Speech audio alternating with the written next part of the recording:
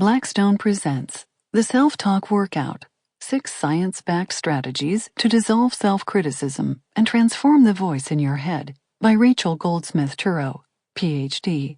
This book is read by Suzie Althens. For John, Oriana, Felix, and Joshua. Introduction. Self-Talk. As a child in the 1980s, I would hear Whitney Houston's song, The Greatest Love of All, and feel confused. The greatest love of all sounded accidental and mysterious. The words expressed that the love was happening to her, but they also hinted that some sort of process was involved. The greatest love of all is easy to achieve, learning to love yourself. It is the greatest love of all. But how was I supposed to learn to love myself when I felt pretty much the opposite? Good for Whitney, I thought.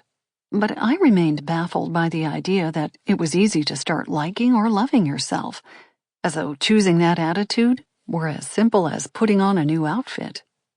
I carried right on disliking myself, which took the form of constant self-criticism. It was easy to do. Academic, extracurricular, and social settings each emphasized peer comparisons, and there were always plenty of people who were smarter, more talented, more attractive, and cooler than I was. Self-criticism seemed like it might help me to identify and fix my flaws, to keep me motivated to improve, and to become more acceptable to myself and to others.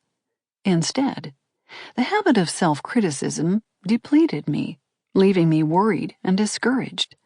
When I finally wanted to develop more encouraging self-talk, the way that I treated myself inside my own mind, I didn't know how to do it.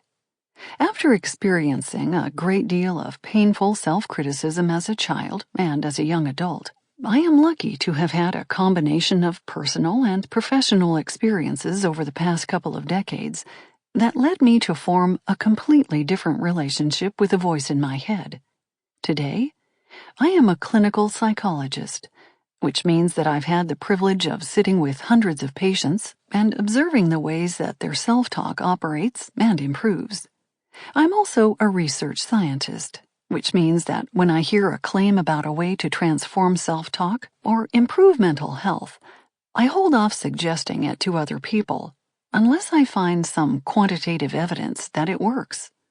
I want to make sure that the approaches that I recommend reflect well-designed scientific studies demonstrating their effectiveness for a majority of people. Sample complete. Ready to continue?